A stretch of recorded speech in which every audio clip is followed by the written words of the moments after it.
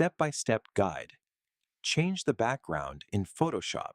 Now that your image is ready, let's start by placing the new background. Go to File,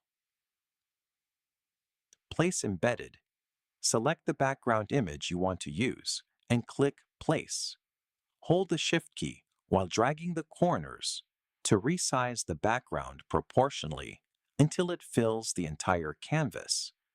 Then press Enter to confirm the placement. Next, in the Layers panel, drag the background layer below your main image so your subject appears in front of the new background. Once that's done, it's time to create a clean selection around your subject. Go to Select Greater than Select and Mask. Before making any adjustments, adjust the transparency to around 50% so you can clearly see both the subject and the background while editing. After that, click Select Subject and give Photoshop a few moments to analyze the image and automatically detect your subject.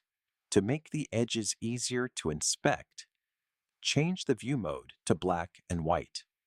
If you need a closer look, hold Ctrl plus Alt and scroll your mouse wheel to zoom in.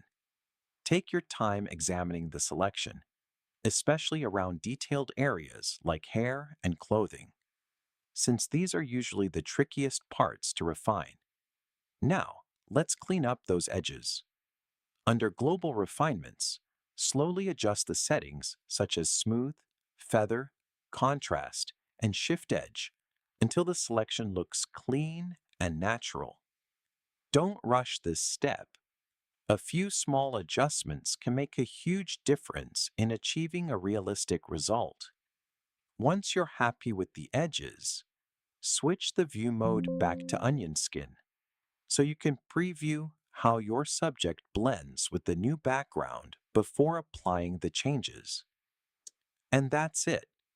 With just a few simple steps, you've successfully changed the background while keeping your subject looking clean and natural.